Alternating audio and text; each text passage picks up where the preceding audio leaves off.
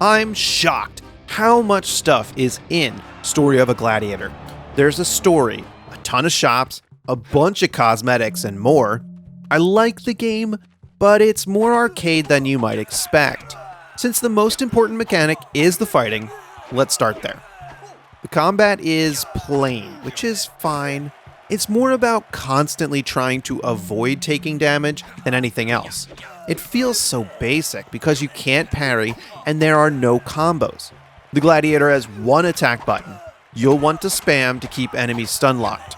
Dodging, running, and using skills requires stamina, but attacking does not. Stamina will not be a problem. I'm able to dodge roll all over the arena. My goal is to get into a safe position where I can attack and kill an enemy. Mostly that means roll dodging through the enemy and attacking from the other side. But there are a few enemies that won't work on. Also, I couldn't cheese the game with repetitive tactics or skill builds. Story of a Gladiator is not boring. There is enough enemy variety and situations that each level is exciting. The crowd helps too, and it's my favorite mechanic. Killing enemies quickly gets them hyped, which fills a meter at the bottom of the screen. When they cheer for you, it does two things. First, they'll start throwing items into the arena. For example, rocks to stun enemies or food to heal you. Second, that bar can be drained to summon your god's power. The starting god will stun all the enemies. You can imagine how useful that is. I love how they incorporated the crowd, since that's always a huge part of these tournaments. You must know of the Gladiator movie. One issue I have is that sometimes you can get completely wagon circled. Enemies surrounding you will stun lock you, and that leads to death. You can't attack or roll out of it. That's probably my fault for getting trapped. There are 3 arenas with 12 battles, and the last battle is a boss. Every battle is fairly short and made up of 3 to 4 waves of enemies. After you win, you're given a 3-star rating. But I don't understand if that's based on your health or how many times you get hit. I'm not a fan of any 3-star system, but at least here, it's backed up with the amulet mechanic. Now I'll get to that later. Here's the level select screen to give you an idea.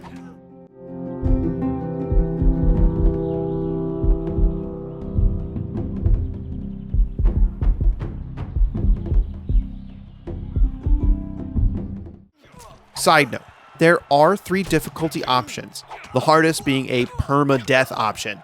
I can't imagine how difficult that must be. Anyway, the story is light and doesn't get in the way, but let me give you a little taste of the opening animation. Spend much of the coming years searching for some sort of meaning in your life, wondering why the gods have spared you. You start drinking your heart out. Get into fights. Get beaten up. Have you heard enough yet? Only to go back drinking again. One of the most interesting aspects of Story of a Gladiator is how much you can do in Rome. First, let's consider how you can train and place your skill points.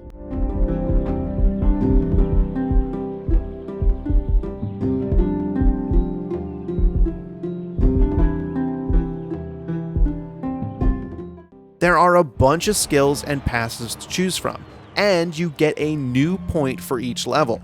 The level cap is 15. That means there are fewer skill points than places to use them, so you must specialize. This is great and gives you the choice to play the way you want. You can also adjust as needed per level.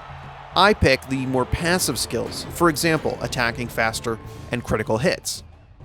Next, there's an amulet shop to reward you with a passive bonus for how many stars you have. It pushes me to go back and replay levels and to get those 3 stars. Then there are weapons and armor.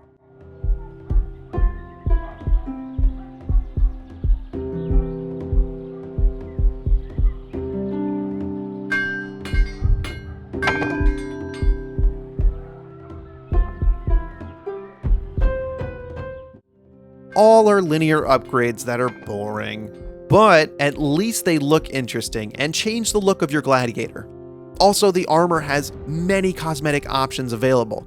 It's impressive how many are here. Next, the temple is where you can choose which god you want to pray to. It's straightforward. Select the power you want to use your crowd energy on. There are a few other shops that give temporary buffs, which can help get those 3 stars on the tough levels. Finally, there's an animal seller. Yes, you can finally buy the pet tiger you always wanted. Luckily, this is a one-time buy, and they can't take damage in the arena. The black cat I selected, I don't know, looks strange, but they get the job done. I had to choose that one because it randomly attacks enemies. The other cats attack only once you take damage. Well, I never expect to take damage. Anyway, I can't believe how much is in this game. There's a lot of customization options. It gives the game a strong start as more of the shops unlock. My only issue with the game is the uneven difficulty. There are a few levels that seem impossible to get 3 stars on, and others I breeze through and get 3 stars the first time. The second arena really confused me when the first level was way too easy. I'm not sure if I over-leveled from replaying levels in the previous area or what, and the game definitely expects you to replay levels. You have to replay them to get more gold, experience, and those stars.